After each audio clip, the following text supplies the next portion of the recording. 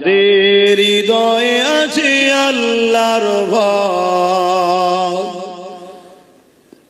তারা কখনো নবী ভুলে যায় না। আল্লাহর প্রেম ছাড়াই দুনিয়া কারো কাছে কোনো কিছু চাই না। যাদের হৃদয়ে আছে আল্লাহর ভয়, তারা কখনো নবী ভুলে যায় না। আল্লাহর প্রেম ছাড়াই দুনিয়া কারো কাছে কোনো কিছু চাই না। রাতের আধারে যারা সিজদাতে রয়, দু চোখের স্রোতে নদী যেন বয়। রাতের আধারে যারা সিজদাতে রয়, দু চোখের স্রোতে নদী যেন বয়। ছলনার ঘাচানি যত আসো, ছলনার ঘাচানি যত আসো, পিছনে ফিরেও তাকায় না।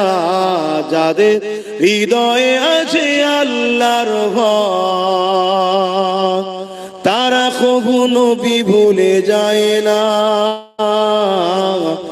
আল্লাহর প্রেম ছাড়াই দুনিয়া কারো কাছে কোনো কিছু চাই না। দিন কায়েমের পথে যারা অবিচল, তারা হলো আল্লাহর প্রিয়জন। দিন কায়েমের পথে যারা অবিচল, তারা হলো আল্লাহর প্রিয়জন। বাতিলের কাছে যারা হার মানে না, বাতিলের কাছে যারা হার মানে না, সংগ্রাম করে যায় অমরণ। যাদের হৃদয়ে আছে আল্লাহর ভয়, তারা কখনো নবী ভুলে যায় না। আল্লাহ প্রেম ছাড়াই দুনিয়া কারো কাছে কোনো কিছু চাই না।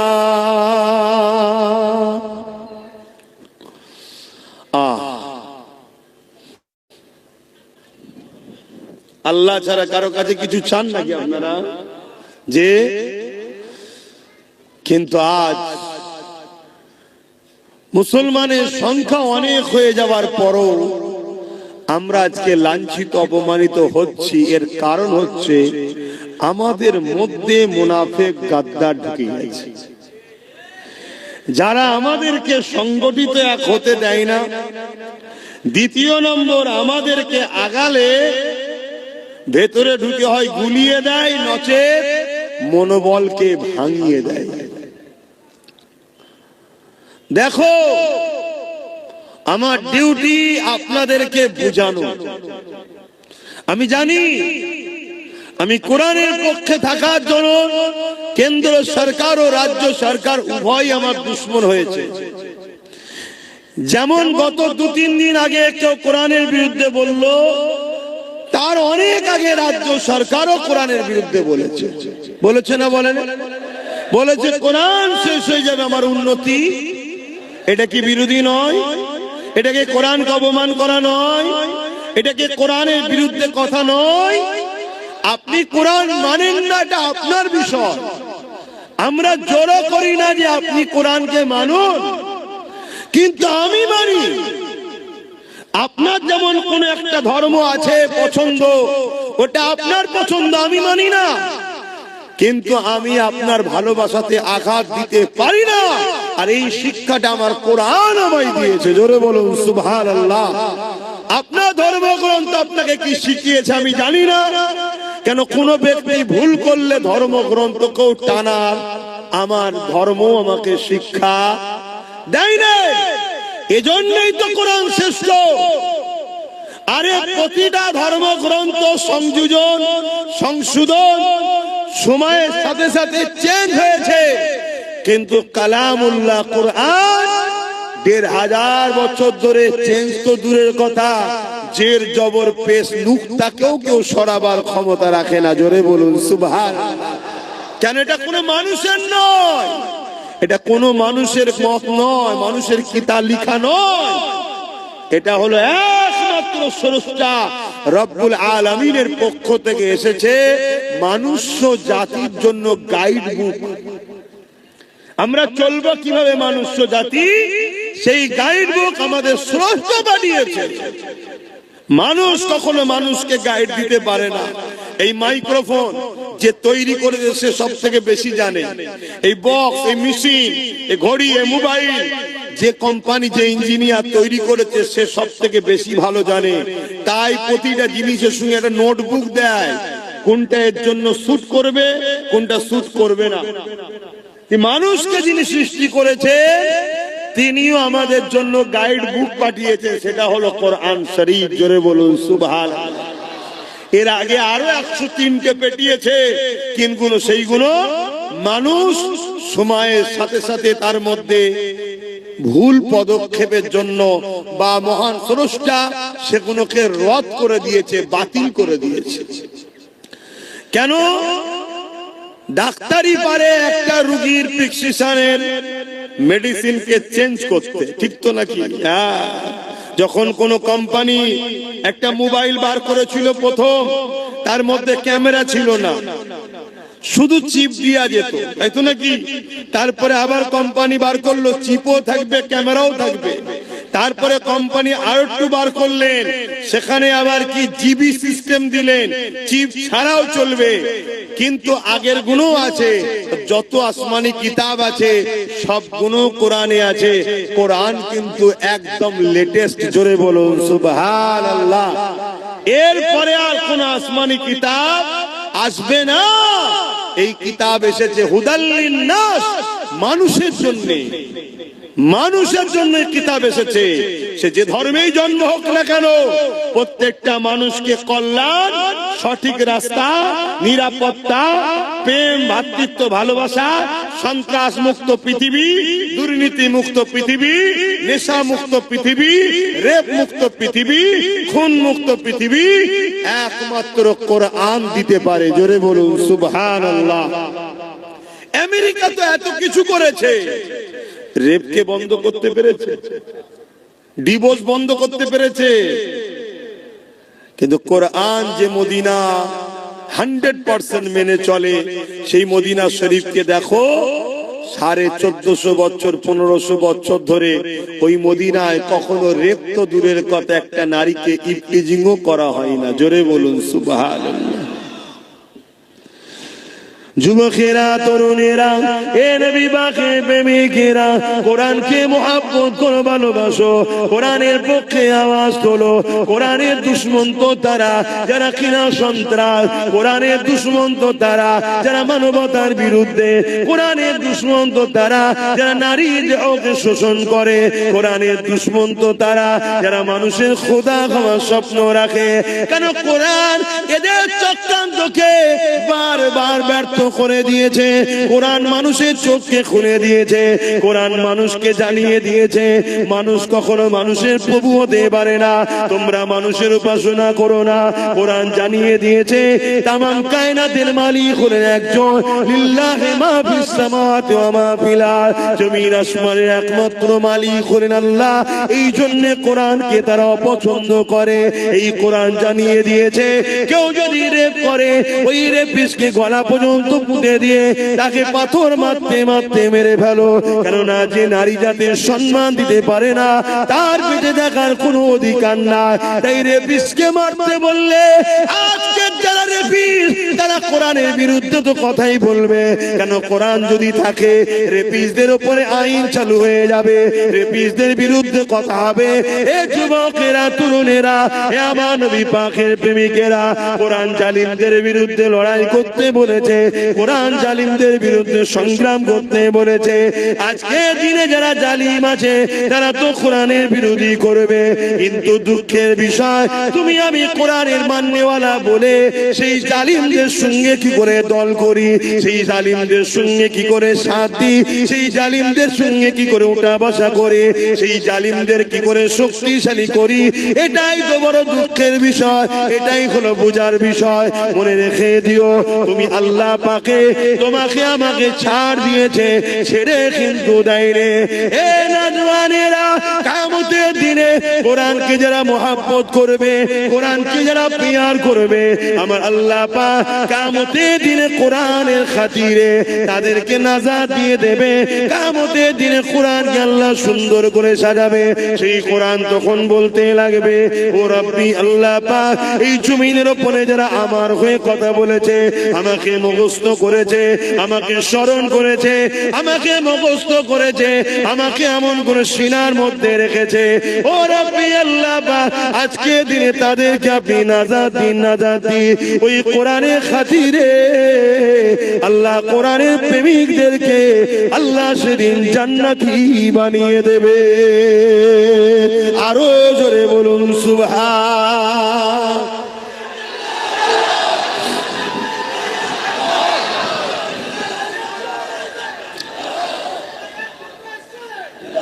ভাইরা আমার,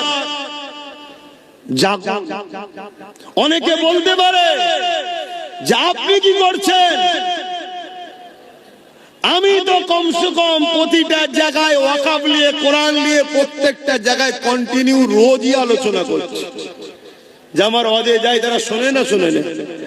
আমার যতটুকু ক্ষমতা আছে আমি মানুষকে জাগাচ্ছি।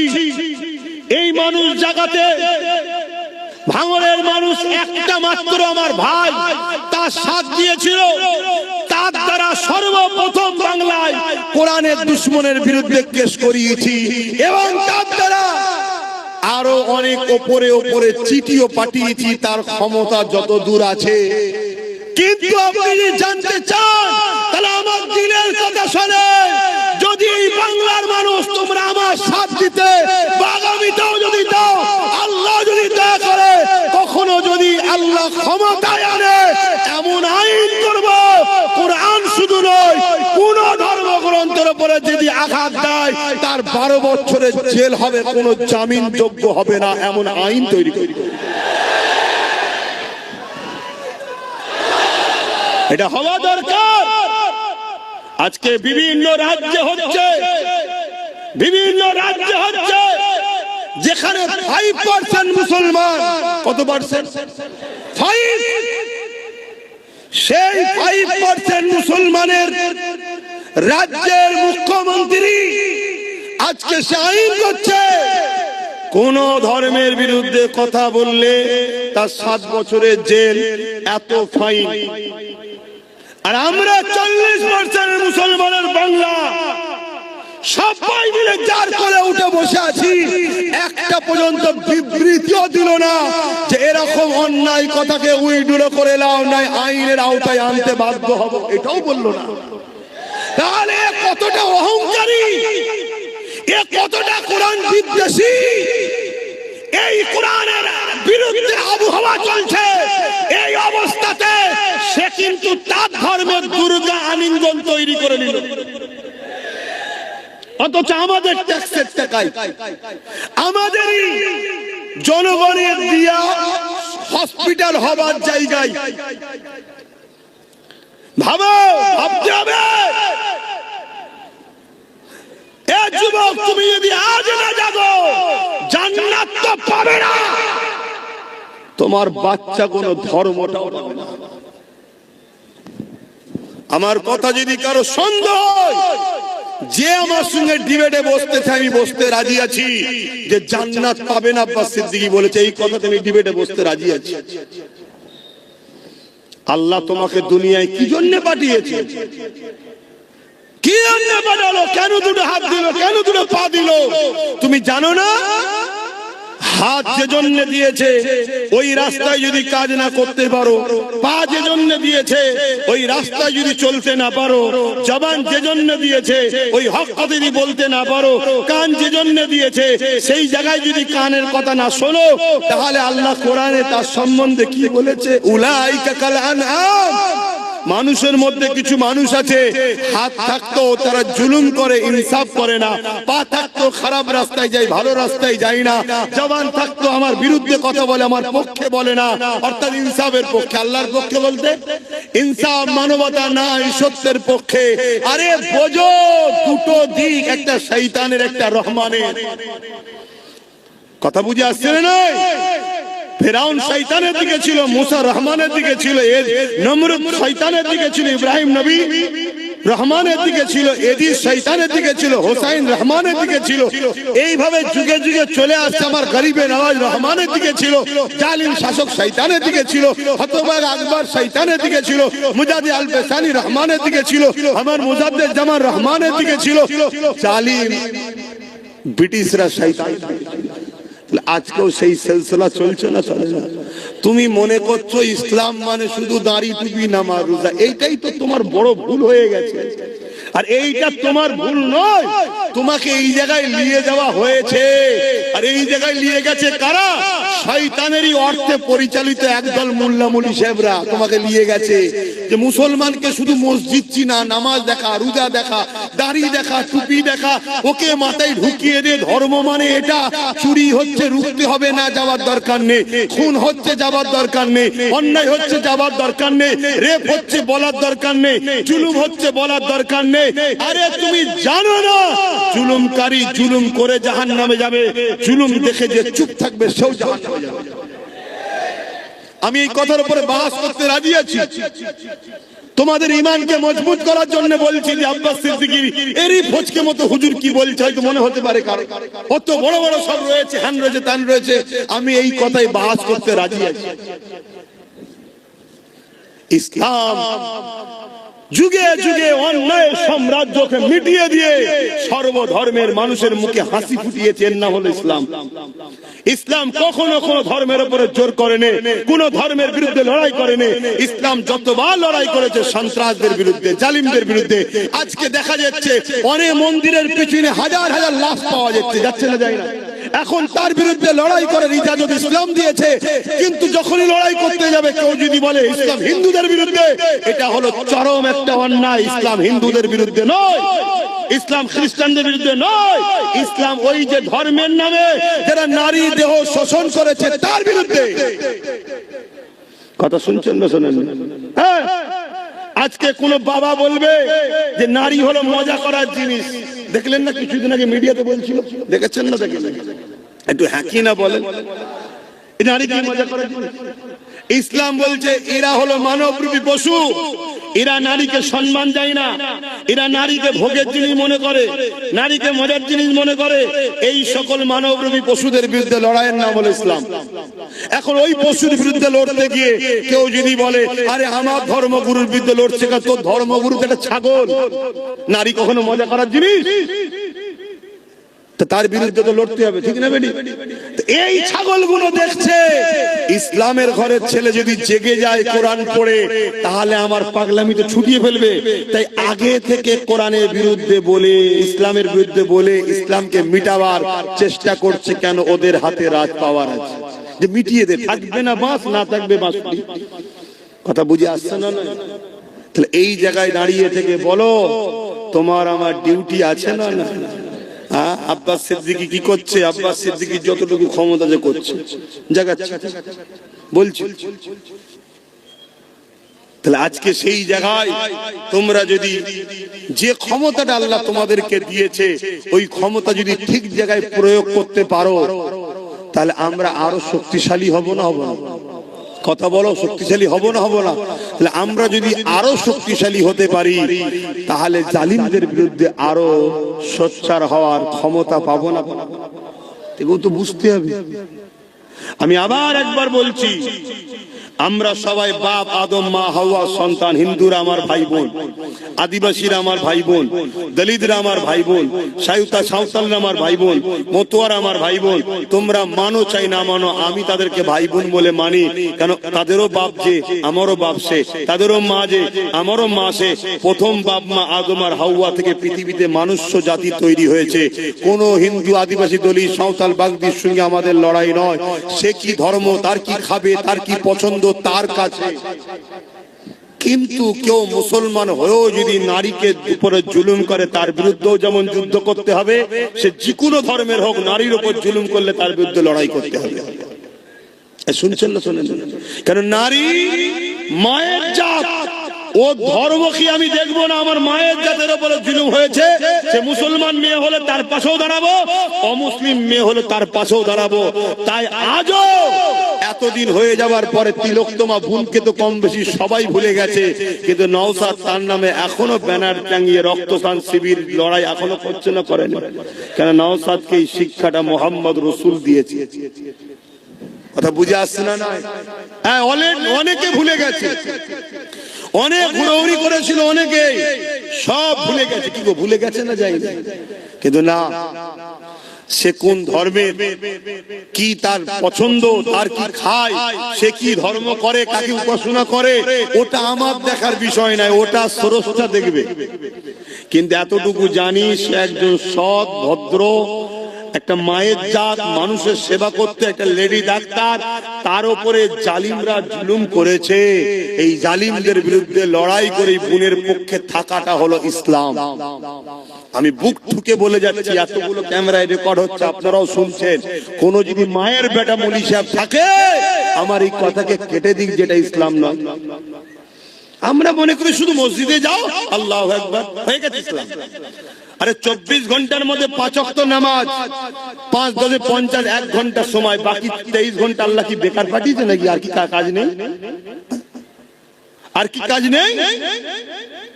এগুলো বোঝে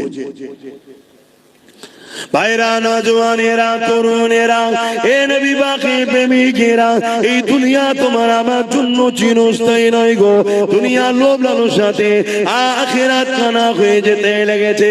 কিয়ামতের দিনে কোন মুখ নিয়ে মহান স্রষ্টা আল্লাহ পাকের সামনে দাঁড়াবে, যখন আল্লাহ পাক জিজ্ঞাসা করবে, হে আমার বান্দারে, দুনিয়া জমিনে যখন আমি ক্ষুধার্ত ছিলাম, তুই আমাকে কেন খানা দিলি না?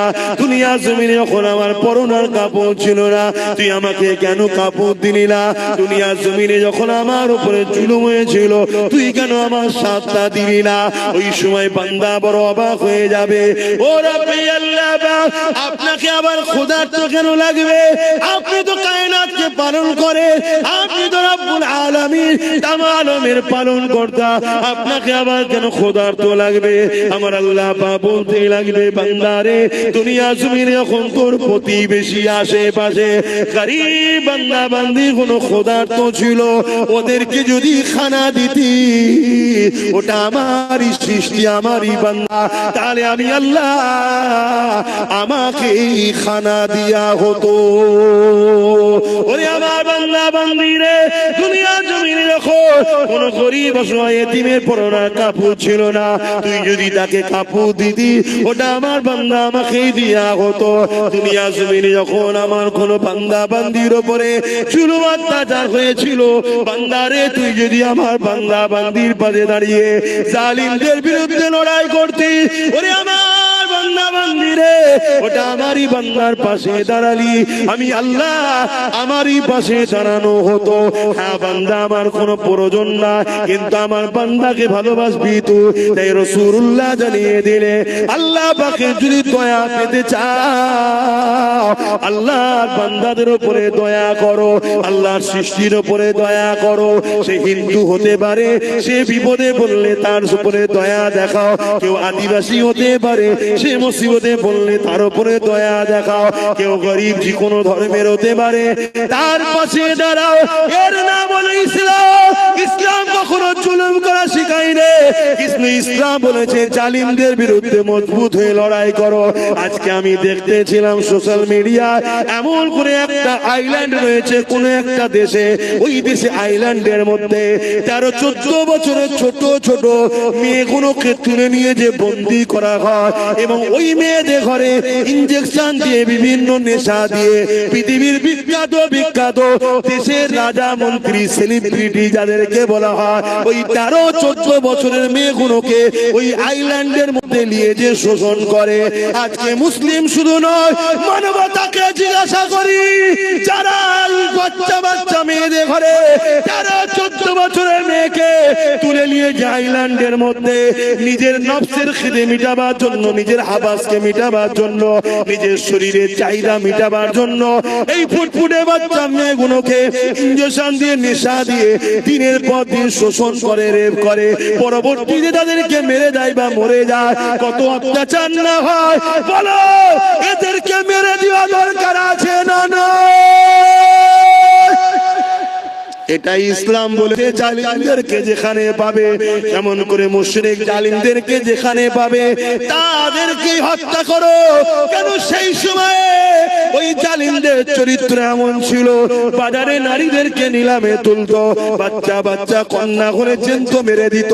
এ আজকের জালিমরা শোন, তোরা আজকে সেই জালিমদের জালিম প্রমাণ দিয়ে দিলি, কোরআনের বিরোধী করে প্রমাণ করলি। আজকে দিনে তোরা হলে সেই নারীর শোষণকারী, সেই দিনে যেমন ছিল আজকে দিনে তোরা তার প্রমাণ দিলি। তাই কোরআন কখনো জুলুম করতে শেখায় না, কিন্তু কেউ যদি জুলুম করে তাকে মাফ করতে শিক্ষা দেয় রে।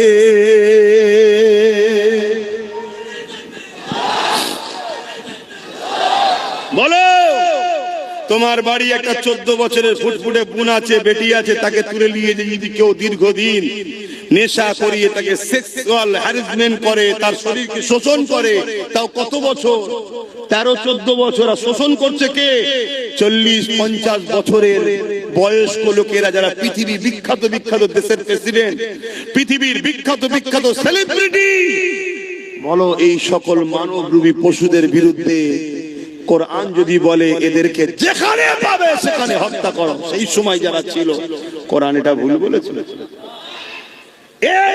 এইটাকে যারা রোধ করতে চাইবে জানতে হবে আজকের দিনে তারাও কিন্তু ওই সকল গোপনে কোনো না কোনো বেটিকে শোষণ করছে, তাই এই আয়াত তাদের গায়ে লেগেছে। আওয়াজে বলো ঠিক না বেটা? তাহলে বলো, আজকের এই জালিমদের বিরুদ্ধে আমরা দেশের আইনকে সম্মান দিয়ে এদের বিরুদ্ধে আমাদের ক্ষমতা দখল করে এদেরকে আইনে আওতায় আনার জন্য আগামী দিন লড়াইয়ের জন্য কারা প্রস্তুত? হাত তুলে দেখান, হাত লম্বা করে তোলে, হাত তুলে রাখেন।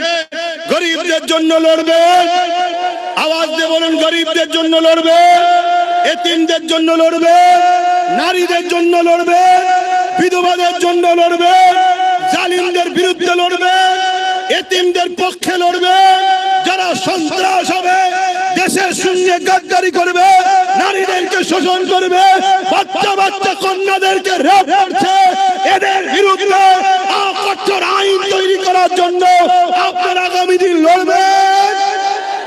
আপনারা শুধু নামাজ ধর্ম শিখিয়েছে? হ্যাঁ, নামাজ পড়লে তো নিজের লাভ হলো, সমাজের কি লাভ হলো? আমার নামাজ পড়াতে রেপ বন্ধ যাবে? তোমরা সবাই নামাজ পড়লে রেপ বন্ধ যাবে? রেপ এখন করছেন নেতার কাজের লোকেরা।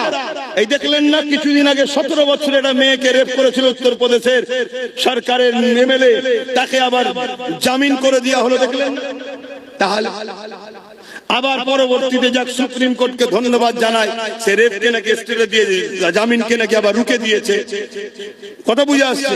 তাহলে এই যে রেপ বেড়ে চলেছে, কন্টিনিউ নারীরা রেপ হচ্ছে, কাদের আমলে? কাদের আমলে? যেখানে বিজেপি শাসিত সরকার সেখানে রেপ বেশি হচ্ছে, ঠিক না বেটি? আজকে বলুন, আজকে সেই বিজেপির নেতা অর্জুন সিং বলবে ইসলামে রেপ করা ভালো, তাহলে বুঝে নিতে হবে যে এ শয়তান নিজেই মনে হচ্ছে ওই কাজের কাজী হয়ে বসে আছে। বলেছে না বলে না? কিন্তু এর বিরুদ্ধে কেস হয়েছে না হয়নি? একে অ্যারেস্ট করেছে, কেন করেন? এটাই তো প্রশ্ন আপনাদের। আমি কিছু ভুল বলছি? কেন করেন? তাহলে তোমাদেরকে পাত্তাই দেয় না, তোমাদেরকে কিছু দাম দেয় না, তাই তোমাদেরকে যেখানে দাম দেয় না, তোমাদের দুশ্মনদেরকে যেখানে গার্ড দেওয়া হয়, তাদেরকে তোমরা সহযোগিতা করো। কথা বলো, আগামীতে করবে, আগামীতে সহযোগিতা করবে। বন্ধ করলে গরম হচ্ছে, খুলে দিলে ঠান্ডা লাগছে। বলো, সহযোগিতা করবে আগামী দিন? তাহলে রেপিস যারা হবে তাদের সর্বোচ্চ শাস্তির প্রয়োজন আছে না না? আজকে আইন করা হচ্ছে কি করে ওয়াকফকে লুটা যায়, আইন করা হচ্ছে কি করে ওয়াকফকে লুটে যায়, কিন্তু আইন করা হচ্ছে না কি করে রেপকে বন্ধ করা যায়। আইন করা হচ্ছে কি করে আদানি আম্বানিকে দেশের সম্পদগুলো তুলে দেওয়া যায়, কিন্তু আইন করা হচ্ছে না কি করে দেশের বেটিদেরকে বাঁচানো যায়। তাহলে আজকের ক্ষমতায় আসনে বসে আছে কারা, এটাও তো দেশের নাগরিক বেটিদেরকে ভাবা দরকার আছে না। আজকে আমার রাজ্য সরকার আইন করছে ওবিসি কে ব্যান করে, ওবিসি কে শেষ করে মুসলমানদের রুজি রুটি চাকরি পড়াশোনাকে শেষ করে দেবো, কিন্তু রাজ্য সরকারও কখনো বিল পাস করলো না যে কেউ রেপ করলে তাকে শাস্তি 24 ঘন্টার মধ্যে দেওয়া হবে, এটা বিল পাস করেছে। উপরন্ত আমার রাজ্য সরকার তিলক তোমার আসামিকে বাঁচাবার জন্য সুপ্রিম কোর্টে কোটি কোটি আমাদের ট্যাক্সের টাকা দিয়ে কেস চালাচ্ছে। তাহলে বলো এই রেপিস্টদের সাপোর্টকারী সরকারদের ঘরে কোন উম্মতে মুহাম্মাদি সাপোর্ট করতে পারে? এগুলো ভাবতে হবে, এগুলো ভাবানো দরকার আছে না? না, এত অসুবিধা হচ্ছে কারণ তোমার ঘরে বোন আছে, তোমার নাতি পুতনি আছে, নাতনি আছে। সমাজে যখন চরিত্রহীন হিংস্র মানবরূপী পশুদের সংখ্যা বেড়ে যাবে, যে রেপ করলে শাস্তি হচ্ছে না, ভালো ছিল আগামী দিন রেপিস হতে তখন বাধ্য হয়ে যাবে। এটা ভালো একটা চলছে। তাহলে সেই রেপিসের হামলায় কাল তোমার যখন ফুটফুটে 10-12 বছর 14 বছর 15 বছর মেয়েটা রক্তাক্ত হয়ে রাস্তার কোন ধারে কি আলে খাতে পড়ে থাকবে, সেই দিন কি তুমি জাগবে? তুমি আজ ভাবছো আমার তো সন্তান নেই, আরে জঙ্গল যখন ঘন হয়ে যাবে কাটতে তখন কষ্ট অনেক দিন হবে, কাল তোমার বিয়ে হবে, কাল তোমার কন্যা সন্তান হবে। তাহলে বলো এই জঙ্গলকে এখনই পরিষ্কারের দরকার আছে না? না, আসো তাদেরকে সাথ দাও। যদি আল্লাহ কোনদিন আমার ভাইকে ক্ষমতায় নিয়ে আসে, আমি তাকে তো বলবো যে তোকে আল্লাহ যখন ক্ষমতা দিয়েছে মায়ের জাতের জন্য আইনটা পাস কর, যে রেপিস যদি কেউ রেপ করে কোর্ট মনিটরিং করে 24 ঘন্টার মধ্যে সে বেটাকে ঝুলিয়ে দাও। কথা বুঝে আসছে না? নাই এবারে সঙ্গে বলবে সংবিধানে তো এটা নেই, আরে সংবিধানে তো এটাও নেই কারো ওয়াকফকে ঝেড়ে খাওয়া যায় না, সেটা করছে না? করে না? মায়ের জাতের জন্য যদি লড়াই করতে হয় তখন তো সংবিধান মনে পড়ে। সংবিধান বলেছে নাকি রেপিসদের ফুলের মালা পরাও? যাক, আপনাদের অসুবিধা হচ্ছে। তাহলে বলুন আগামী দিন আমাদেরকে এই লড়াই আরো জোর বাড়াতে হবে। এই লড়াইয়ে আমাদের বিরোধী হবে কারা? যারা রেপিসদের পক্ষে তারা। শুনছেন তো নাকি? এই লড়াই আমাদের বিরুদ্ধে দাঁড়াবে কারা? যারা মাতাল তারা। এই লড়াই আমাদের বিরুদ্ধে দাঁড়াবে কারা? যারা কোরআনের দুশমন তারা। এই লড়াই আমাদের বিরুদ্ধে দাঁড়াবে কারা? যারা গরিবদের শোষণকারী তারা। শুনছেন তো? এই লড়াই আমাদের বিরুদ্ধে দাঁড়াবে কারা? যারা দেশের সংবিধানকে মিটিয়ে দিতে চায়, দেশকে ধ্বংস করতে চায়। এই লড়াই আমাদের বিরুদ্ধে দাঁড়াবে কারা? যারা মানবতার বিরুদ্ধে, সভ্যতার বিরুদ্ধে, ইনসাফের বিরুদ্ধে, গরিবের বিরুদ্ধে, এতিমের বিরুদ্ধে, অসহায়ের বিরুদ্ধে, তাদের সঙ্গে আমাদের লড়াই হবে। তোমার আমার পাড়াতেও এরকম গাদ্দার মুসলমান থাকলে থাকতেও পারে, তাদের বিরুদ্ধে লড়াই করতে গিয়ে তোমার আমার হাত কাঁপবে না তো? আওয়াজ দিয়ে বলো, কাঁপবে না তো? ওই বাচ্চা বাচ্চা কন্যাগুলোর কথা ভাবো, যেগুলো তোমাদের এসেছে বা আসবে। ভাবো কত বড় লজ্জার কথা, একটা মহিলা মুখ্যমন্ত্রী হয়ে কোন জায়গায় রেপ হলে তার রেড দিচ্ছে। এটা কি লজ্জার কথা নয়? জায়গা হচ্ছে না, যে কথা হচ্ছে ওরা ওদের ঠিক বসে যাবে, তুমি আমার কথা শোনো। কেন আমি সংক্ষেপ করব না? আমার কথায় অসুবিধা হলো কারো? অথচ আল্লাহ নবী জানিয়ে দিলে কারো ঘরে যদি একটা কন্যা সন্তান হয়, এই প্রথম কন্যা সন্তানের মানে এই বাপকে, ওই দাম্পত্য জীবনকে, ওই বাপকে মহান স্রষ্টা রব্বুল আলামিন কন্যা সন্তান দিয়ে জান্নাতের পয়গাম পৌঁছে দিয়েছে। আল্লাহ নবী আরো জানিয়ে দিলে আমার সাহাবারা কারো ঘরে যদি পরপর দুটো কন্যা সন্তান হয়, ওই বাপি কন্যা সন্তান গুলোকে পেয়ে নারাজ না হয়ে যায়, ওই কন্যা সন্তান গুলোকে নিয়ে আনন্দ খুশি করে, নিয়ামত মনে করে তাকে লালন পালন করে বড় করে বিবাহটা দিয়ে দেয়। আমি রাসূলুল্লাহ জানিয়ে দিই ওই দুই কন্যার বাবা আর আমি রাসূলুল্লাহ তাদের সম্বন্ধে জানিয়ে দিলাম, আমি রাসূলুল্লাহ ওই দুই কন্যার বাবাকে কিয়ামতের দিন শাফাআত করে জান্নাতে নিয়ে যাব। আল্লাহ নবী আরো জানিয়ে দিলে এ দুনিয়ার মানুষেরা, আমার বাপদানেরা, মায়েরা, বোনেরা, বিশ্বের নারীদেরকে জানায়, আমার ভাষা যারা বুঝবেন যে কোনো ধর্মের হোক না কারো, ইসলাম নারীকে এত সম্মান দিয়েছে, ইসলামের মোকাবেলায় দাঁড়াবার কারো ক্ষমতা নাই। ইসলাম নারীকে এত সম্মান দিয়েছে, কেউ ইসলামের মোকাবেলায় আসতে পারবে না। ইসলাম জানিয়ে দিল, আমার রাসূলুল্লাহ বলে দিলে কারো ঘরে যদি একটা দুটো তিনটে পর পর কন্যা সন্তান হয়, ওই তিন কন্যার বাবা যদি ওই তিনটে কন্যাকে পেয়ে ও খুশি না হয়ে আল্লাহ নিয়ামত মনে করে ওই তিন কন্যাকে লালন পালন করে তার বিবাহটা দিয়ে দিতে পারে, আমি রাসূলুল্লাহ জানিয়ে দিলাম, আল্লাহ নবী দুটো আঙুল তুলে দেখাচ্ছে, এই তিন কন্যার বাবাটা আমি রাসূলুল্লাহ আল্লাহ পাকে জান্নাতে পাশাপাশি থাকিব। আরো জোরে বলুন সুবহান।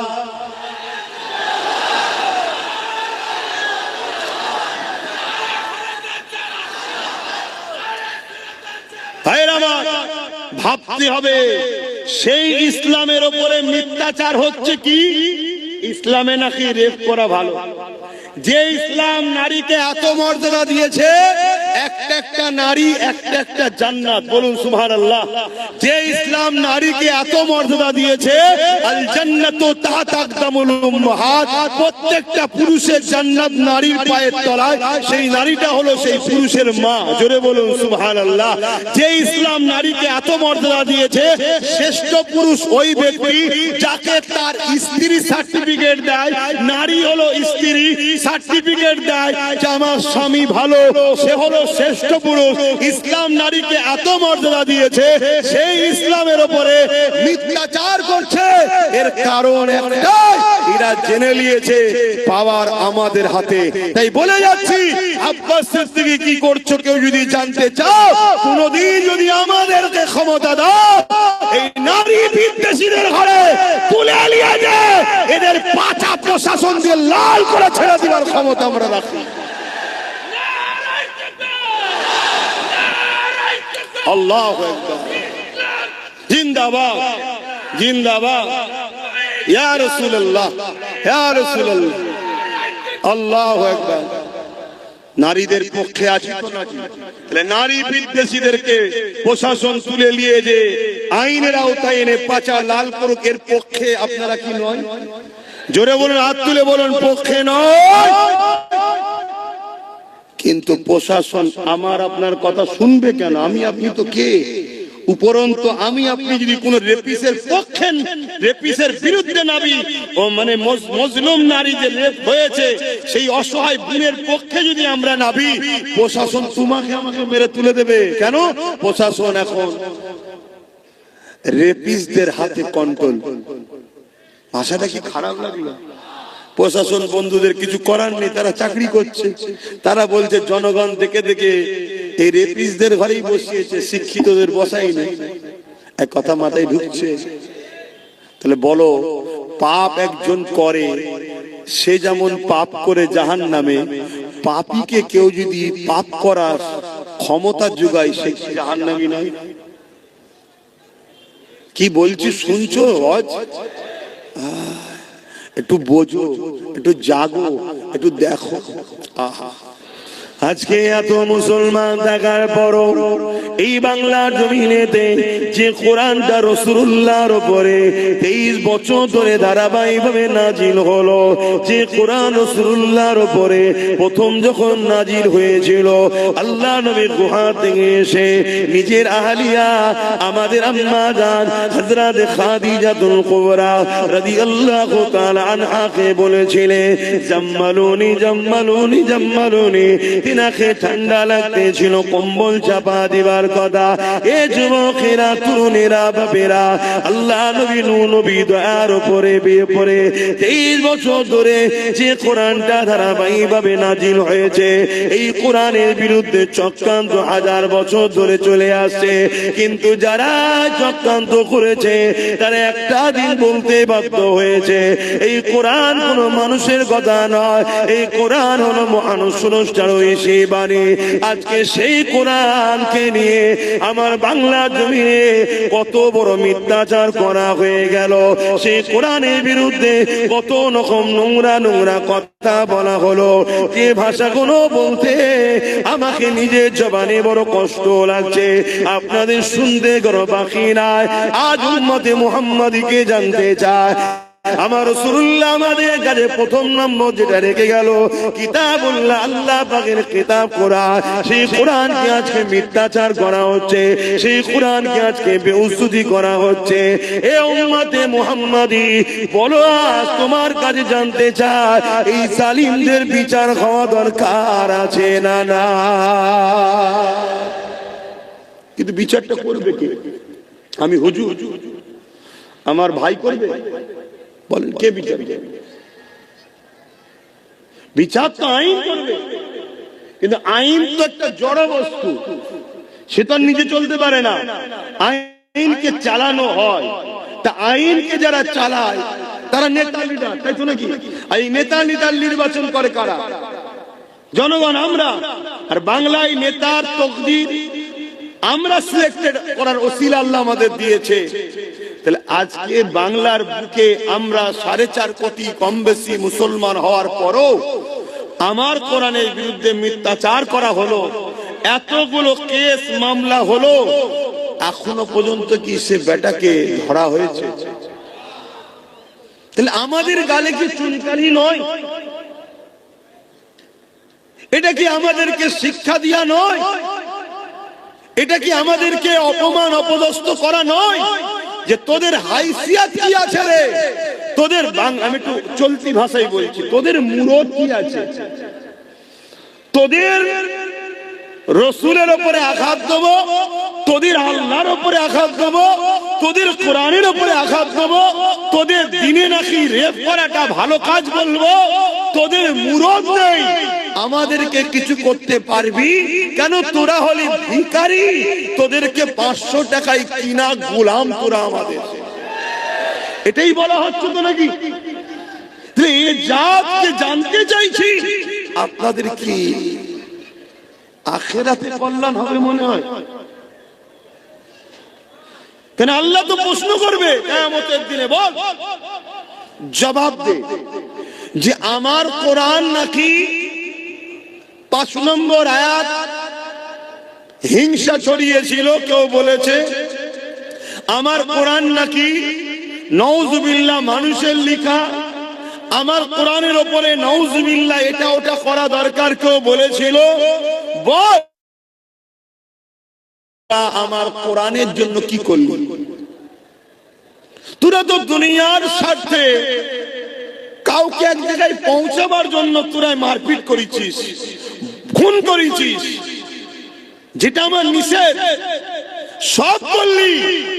কিন্তু কোরআনের দুশমনরা যাদের শাস্তি পায় তার জন্য তোরা কি করেছিস? বল কি প্রশ্ন করা কি আল্লাহ পাক করবে না করবে না মনে হচ্ছে?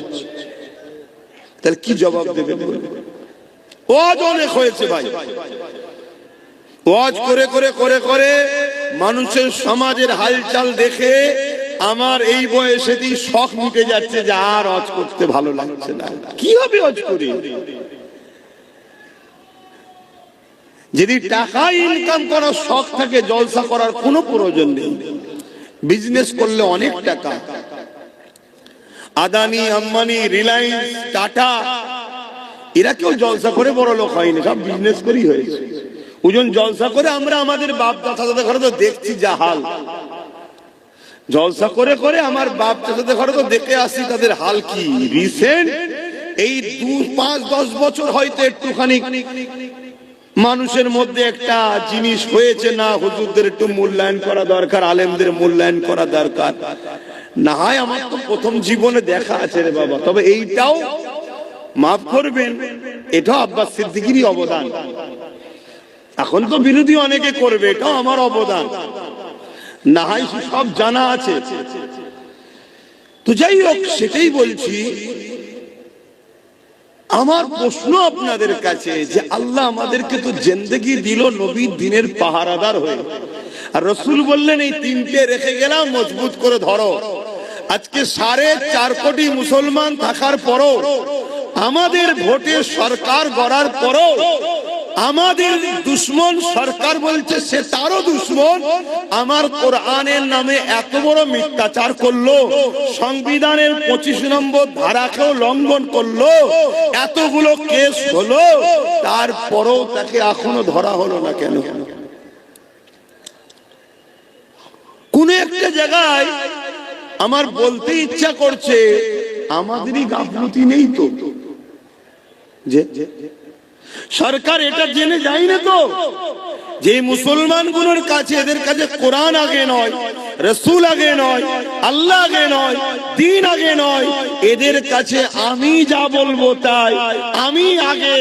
আমার ভাড়াটিয়া অনেক মোল্লা মৌলভী সাহেব ছাড়া আছে, তাদের মাধ্যমে কিছু কিছু পাঠিয়ে দেবো, আর ঠিক সময় এলে ভয়টা দেখাবো, এগুলো আমাকে ছাড়া বাঁচার উপায় নেই, এমন কিছু ভাবছে না তো? কি গো, একটু আওয়াজ দেন না। এরকম কিছু ভাবার সুযোগ আমরা করে দিইনি তো? আমার কথা বুঝতে পারছেন তো? আমি একটু আগে উঠে পড়েছি, আমি তো আরো আগে উঠতাম। কেন এখন নো এন্ট্রি খুলে দিলে ব্রিজের কাজ হচ্ছে, রাস্তা প্রচুর জাম হয়ে যাচ্ছে। আগে আগেই ছেড়ে দেবো আপনাদেরকে, খাওয়া দাওয়া আগে আগেই হয়ে যাবে, চিন্তার কোনো কারণ নেই। আমার বোঝার উদ্দেশ্য এটাই, আল্লাহ তিনি আপনাকেও খাওয়াবে, আমাকেও খাওয়াবে। আমি যদি আল্লাহ বিরোধী হই, নাউজুবিল্লাহ, তার আগে মরণ দিক আল্লাহ। আমি আল্লাহ বিরোধীতে ঘরো আল্লাহ খাওয়াবে। খাওয়াটা বড় ফ্যাক্ট নয়। যতদিন দুনিয়ায় হায়াত নিয়ে এসেছেন ততদিন থাকবেন, চলে যাবেন একদিন, এ কোনো বড় বিষয় নয়। আপনি আসেন, যে আমি বুঝতে পারছি আপনি যান, আল্লাহ। বড় বিষয় হলো, আমার কথা শুনছেন, আগে বুঝুন। এই কানে হাত দিয়ে শুধু ঘটনা বলেছে, কিছু লাভ না। বড় বিষয় হলো আল্লাহ আমাদেরকে যে জন্য পাঠালেন, আমরা সেটা কি করতে পারলাম?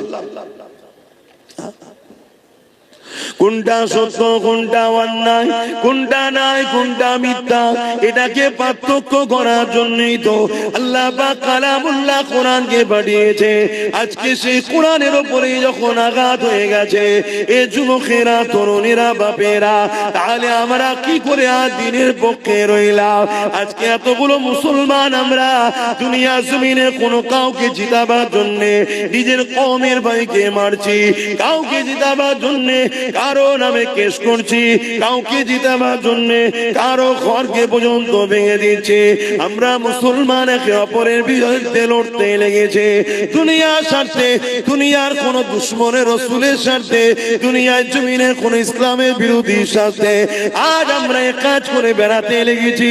কিন্তু আজকে যখন প্রশ্নের চিহ্ন হয়ে গেছে, কোরআনের বিরুদ্ধে এমন জঘন্যতম কথা বলে দিল কোন এক জালিম, কিন্তু আজকে দিনে যার জন্য আমরা মুসলমান লড়াই করলাম, যার জন্য আমরা মুসলমান আল্লাহ বিরোধী কাজ করলাম, যার জন্য আমরা মুসলমান নিজের কওমের ভাইকে মারলাম, যার জন্য আমরা মুসলমান নিজের কওমের ভাইকে খুন করলাম, যার জন্য আমরা মুসলমান নিজের কওমের ভাইয়ের ঘরকে ভেঙে দিলাম, যার জন্য আমরা মুসলমান নিজের গ্রামের মধ্যে ফিতনা তৈরি করে দিলাম, আজকে দিনে জানতে চাই যার জন্য সব কিছু করেছো সে তোমার কোরআনের জন্য আজকে কি করছে বলো?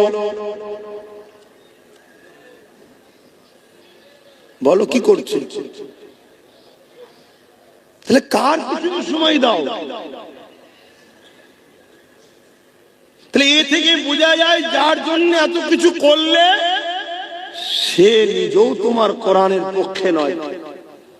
আমি মানার কথা বলছি না, মানে সে নিজেও ভেতর থেকে কোরআনেরই দুশমন। আর না হয় এত বড় মিথ্যাচার হলো, এত বড় সংবিধান বিরোধী কথা হলো, সে তো সংবিধানটাকে সামনে রেখেও আইনের আওতায় যেতে পারত, যে সংবিধান বিরোধী কথা হয়েছে কি এইদিকেও তো হাঁটতে পারত। অথচ এই কোরআনের জন্য আল্লাহ রাসূলুল্লাহ কত মার খেয়েছে, এই কোরআনের জন্য আল্লাহ নবী কত অত্যাচারিত হয়েছে, এই কোরআনের জন্য আল্লাহ নবী কত কষ্ট পেয়েছে।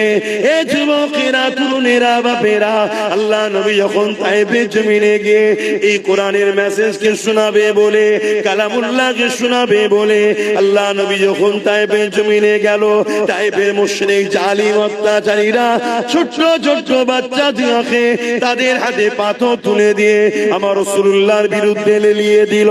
আমার রাসূলুল্লাহকে দেখে তারা পাথর নিক্ষেপ করতে লাগলো। আমার রাসূলুল্লাহ যেখানে পাথর লাগে আল্লাহ নবীর শরীরের সেই জায়গা ফেটে রক্ত বেরোতে লাগলো। এ উম্মতে মুহাম্মাদি, রাসূলুল্লাহকে প্রেম করা হলো ঈমান। যার দিলে রাসূলুল্লাহর প্রেম নেই তার মধ্যে ঈমান নেই, যার মধ্যে রাসূলুল্লাহর আদব নেই তার মধ্যে ঈমান নাই। ঈমান কোনজার মধ্যে নাই, সে কোনদিন আল্লাহ পাকের জান্নাতে যেতে পারবে না। তাহলে একবার ভেবে দেখো, এই দ্বীনের জন্য রাসূল তায়েফে মার খেয়েছে, এই কোরআনের জন্য রাসূল তায়েফে মার খেয়েছে। এই কালামুল্লাহ প্রচার করতে গিয়ে আল্লাহ নবী তায়েফের জমিনে রক্তাক্ত হয়ে গেছে, এত মা জালিমরা মেরেছে। আল্লাহ নবী অজ্ঞান অচৈতন্য হয়ে তায়েফের জমিনে অজ্ঞানে পড়ে রয়েছে। জালিমদের সরদার গুণ আগিয়ে এলো, তারা আগিয়ে এসে আমার রাসূলুল্লাহ নাকের করে হাত দিয়ে দেখতে লেগেছে মুহাম্মদ রাসূল বেঁচে আছে না মরে গেছে। এই অবস্থা দেখে তারা আমার রাসূলুল্লাহর উপরে ওই অবস্থাতে আবার লাঠির আঘাত করে। এ উম্মতে মুহাম্মাদি, আজ তোমাদের ঈমান কোথায় গেল? আজ তোমাদের দ্বীন কোথায় গেল? আজ তোমাদের বিবেক কোথায় গেল? আমার রাসূলুল্লাহর মতো দরদি এই দুনিয়ার জমিনে কেউ আসেনি, আর কেউ আসবে না। আর দুনিয়ায় যে নেতা নেত্রীর জন্য তুমি এত মারপিট করলে, এত কিছু করলে, যে জমি জায়গার জন্য এত কিছু করলে, এখনো তোমার দুনিয়া তো কাজে লাগবে না, আখিরাত কোনো কাজে লাগবে না। মনে রেখে দিও, কিয়ামতের দিনে কেউ তোমার পাশে দাঁড়াবে না, তোমার বাপ তোমার হবে না, তোমার মা তোমার হবে না, তোমার দাদা দাদি তোমার হবে না। অথচ যে রাসূলুল্লাহ তোমার আমার জন্য এই দিনের জন্য এত কষ্ট করলো, সেই রাসূলুল্লাহকে ভুলে গেলে কিয়ামতের দিনে একমাত্র যিনি উম্মতের পক্ষে দাঁড়াবে তিনি হলেন মুহাম্মাদুর রাসূলুল্লাহ। আরো জোরে বলুন সুবহান।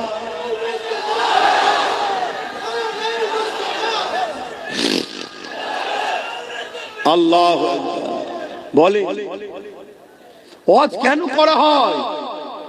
আপনাদের মরা অন্তরগুলোকে জাগাবার জন্য। আপনি যদি মনে করেন আল্লাহ ছাড়া, রাসূল ছাড়া আপনাদেরকে অন্য কেউ বাঁচাতে পারবে, তাহলে আব্বাস সিদ্দিকীর ওয়াজ ভুল হচ্ছে। একটু ঘুরে নেন, যখন সালাম পড়ানো হবে এসে বসে খাওয়া দাওয়া করে চলে যাবে। কেন? রেজেকের মালিক আমি নয়, রেজেকের মালিক আল্লাহ। আল্লাহ বিরোধীর সঙ্গে থেকে আল্লাহ দেওয়া রেজেকটা খেয়ে ঘরে চলে যাবে।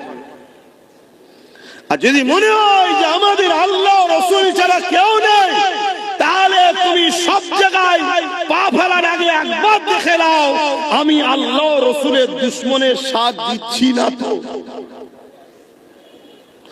আমার দ্বীনের বেলায় একে পাওয়া যাবে তো? আমার কোরআনের বেলায় একে পাওয়া যাবে তো? সে মানে চাই না মানে তার ব্যাপার, কমসে কম আমার কোরআনের উপরে আঘাত যখন দেবে সেই বাড়ির কর্তা হয়ে যেন বলে, এই তুই ছেলের মধ্যে তুই মানিস না তোর জায়গায়, কিন্তু এ মানে একে আঘাত দিলি কেন, তুই কৈফিয়ত দে। এই কর্তার পিছনে দাঁড়ানো দরকার আছে না? কিন্তু আজ আমরা কি করলাম বল? আজকে এত সাহস গুলো হচ্ছে কি করে? দেখছেন না, বলছে যদি আমি ভুল করে থাকি আইনে যান, কেসে যান। কেন এ জালিম জানে যে মুসলমানরা আইনে গেল, আইনের জায়গা তো এরা অধিকার পাবে না, কারণ আইনের রক্ষক যারা, আইন যারা চালনা করছে তারা আমাদেরই লোক বসে আছে। তাই তো বলছি। কিন্তু এই ভুলটা আমরা করেছি হাকি না, আমরা আমাদের বাচ্চার পাটকে কেটে নিয়ে ইসলামের দুশমনদের পেটকে ভরিয়েছি হাকি না। নিজের পাপকে বুঝতে শেখেন, নিজের ভুলকে বুঝতে শেখেন। আল্লাহ দোহাই দিয়ে বলছি, আমার তো ভয় হচ্ছে এই জালিমদের হাতে মার খাবার আগে আল্লাহ আমাদেরকে মেরে দেবে। স্বাভাবিক। পাকিস্তানের বিরুদ্ধে আমার বর্ডারে কাশ্মীরে লোক লাগানো আছে, 11 লক্ষ কম বেশি সেনা দাঁড় করানো আছে। এরপরেও যদি পাকিস্তান হু করে আমার দেশ দখল করে, ওই 11 লক্ষকে তো মাইনে দিয়ে কোনো লাভ নেই, ওই 11 লক্ষ করে রেখে তো কোনো লাভ নেই, ঠিক না বেটি? ঠিক আমার আল্লাহ পাক তো আমাকে খাওয়াচ্ছে, আমাকে বাঁচিয়ে রেখেছে, উম্মতে মুহাম্মাদি করে নসিব বড় করেছে। খেয়াল করে দেখুন, আল্লাহ কোন গুমুত খাওয়া দলে পাঠাই নাই, আল্লাহ তোমাকে পাঠিয়েছে আমিনার লালের উম্মত করে। জোরে বলুন সুবহানাল্লাহ।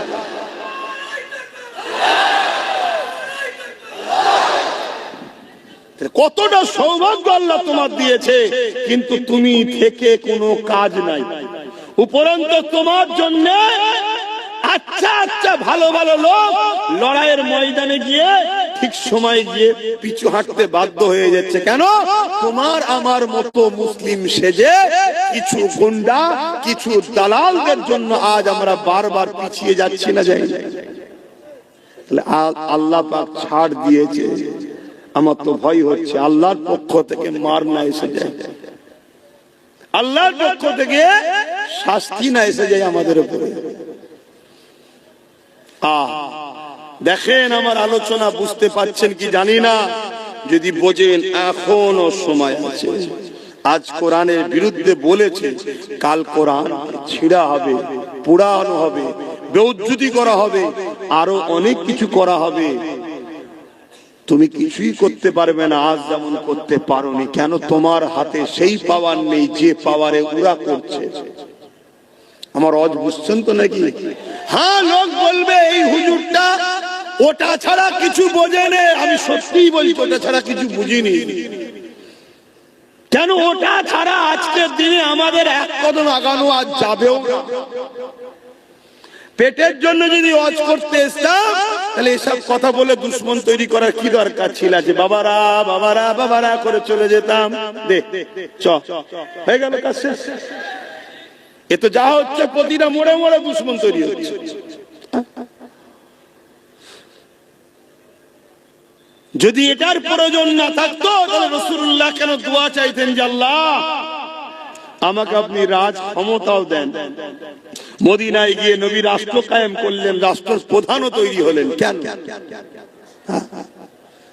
কিছু মাথায় ঢুকছে? বোঝো। আর যদি না বোঝো, যেদিন আল্লাহ বুঝাতে শুরু করবে সেদিন কিন্তু আর রেহাই পাবে না।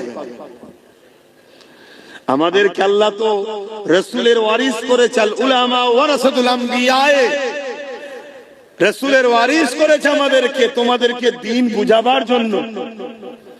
চোখের সামনে দ্বীনের মতো সত্য জিনিস দেখতে পাচ্ছি যে পৃথিবীর বুকে সর্বকালের সর্বশ্রেষ্ঠ আসমানি কিতাব কোরআনের মোকাবেলায় আজকের দিনে কোনো কিতাব দাঁড়াতে পারে না আর পারবে না। আমি কোনো কিতাবকে ছোট করছি না, কিন্তু সত্যটা বলছি। আমেরিকায় যখন কম্পিউটার আবিষ্কার হয়, ওই কম্পিউটার ওপরে প্রত্যেকটা ধর্মের ধর্মগ্রন্থকে রাখা হচ্ছে, সবটা বলছে রং রং রং। আর কোরআন যখন দেওয়া হয়, গ্রিন লাইট জ্বলে উঠেছে, আগের গুলো লাল লাইট রং, গ্রিন লাইট জ্বলে উঠেছে অর্থাৎ রাইট। জোরে বলুন সুবহানাল্লাহ। আজকে যে কোরআনকে নিয়ে আমেরিকা রিসার্চ করছে, যে কোরআনকে নিয়ে ব্রিটেন রিসার্চ করছে, যে কোরআনকে নিয়ে সাউথ আফ্রিকা রিসার্চ করছে, ফ্রান্স রিসার্চ করছে, আমার ভারতবর্ষে কোটি কোটি টাকা খরচ করে রিসার্চ হচ্ছে। যে কোরআনকে নিয়ে রিসার্চ করতে করতে করতে করতে পৃথিবী বিখ্যাত ধর্মগুরুগুলো পর্যন্ত ইমানের কালেমা পড়ে কোরআনের প্রেমিক হচ্ছে। জোরে বলুন সুবহানাল্লাহ। সেই কোরআনের বিরুদ্ধে 40% মুসলমান থাকা অবস্থায় এত বড় কথা বলে এখনো ঘুরে বেড়াচ্ছে, আইন তার ব্যবস্থা নিচ্ছে না। এ থেকে বুঝতে কি আমাদের বাকি, যে বলছে সেও কোরআনের দুশমন, যার হাতে ক্ষমতা আছে সে কোরআনের দুশমন নয়? আমি সবাইকে জিজ্ঞেস করছি, আমি আবার বলছি, আপনারা যদি আমার কথায় অমত হন, দয়া করে একটু রাস্তার আশপাশে বসেন, ঘরে সালামটা যখন দেবো, এটা তো সিগন্যালও রয়েছে, সালামে দেওয়ার পরেই দোয়া হয়, এটা সিগন্যাল বোঝাও যায় যে খাবার ব্যাপার আছে, তখন চলে আসবেন। আমি খুলে বলছি কথা, আমি কখন ছোট করছি না, হাকিকাত। যে বসে পড়েছি ভাইজান দাওয়াত দিয়ে ডেকে নিয়েছে, কেন আমি প্রায় বলি জলসাটার সাথে আমি জড়িয়ে আছি, আপনারা আসবেন, দাওয়াত দিই তো নাকি, তা নিয়ে সেই সব কথা শোনাচ্ছে কেন? আমি কি শোনাবো আপনাকে বলুন তো? নামাজের কথা, রোজার কথা? আমার কোরআন অপমান হচ্ছে, তুমি মসজিদে গিয়ে সেজদায় পড়েছো? হ্যাঁ, তোমার মতো নামাজি 72টা দল জাহান্নামে যাবে নামাজ পড়ে, তুমি জানো না? আজকে কত নামাজি দল আছে, কত রোজাদারের দল আছে, হ্যাঁ, তাদের মুখে কোনো কথাও নেই, এত বড় কথা হয়ে গেল, এখনো কোনো প্রতিবাদ নেই। এ থেকে তো বুঝে নিতে হবে যে রাসূলুল্লাহ বলেছে আমার উম্মতের মধ্যে 73 দলে বিভক্ত হবে, 72টা দল জাহান্নামে যাবে, একটা জান্নাতে থাকবে। 72 দলেই নামাজ রোজা, 73 দলেই নামাজ রোজা, হজ যাকাত দাড়ি টুপি সব থাকবে, এরপরও জাহান্নামে যাবে। কেন? তাদের অন্তরে ঈমান থাকবে না। যার অন্তরে কোরআনের পক্ষে প্রেম নেই, কোরআনের নিয়ে এত বড় কথা হচ্ছে, দুটো কথা বলার যার সময় নেই কোরআনের পক্ষে এবং কোরআনের দুশমনদের ঘরে উম্মতে মুহাম্মাদীকে চিনাবার যাদের সময় নেই, তারা কিসের ইমানদার? তাদের কিসের নামাজ? তাদের কিসের রোজা? তারা কিসের সমাজের স্কলার, কিসের বক্তা, কিসের হুজুর, কিসের পীরজাদা? আমি তো বুঝতেই পারছি না। আমার খদ্দরা কেন কি বুঝতে পারছি না, আপনারা বুঝতে পারছেন? আমি তো শুনেছি নাকি অনেক বড় বড় সব ইমাম অ্যাসোসিয়েশন, অমুক অ্যাসোসিয়েশন, অমুক কমিটি, তমুক কমিটির সঙ্গে ডাইরেক্ট নাকি রাজ্য সরকারের সব যোগাযোগ আছে, মাঝে মাঝে সব বসে আর করে। এত কমিটি ফমিটি তারা বলতে পারছে না যে 24 ঘন্টার মধ্যে যদি না ধরেন তাহলে আপনার সঙ্গে আগামী দিন আর বসা যাবে না, কেন বসলেই জাতি বলবে এরা ইমাম হতে পারে কিন্তু এরা কোরআনের দুশমন। কেউ কিছু বলছে না কেন? অনেকে বলে আমি ফোন করলে আমার ঘরে চলে আসবে। কি আমার কথা কিছু বুঝছেন? আমার কিছু বলা ভুল হচ্ছে? দেখেন, যদি কারো মনে হয় যে না আপনার ভুল হচ্ছে, আমি তাকে বলবো আপনার সাথে আমার চলা সম্ভব না। আপনি আপনার রাস্তা আলাদা করে নেন, আমার রাস্তা আলাদা, তাতে আমার চলার পথে যদি কেউ নাও থাকে আমি একাই চলবো। যদি বলে একা কি করবেন, আমি তো কোনোদিনই কিছু করতে পারিনি, সবটাই তো আমার আল্লাহ করে, আমি তো শুধু চেষ্টা করছি।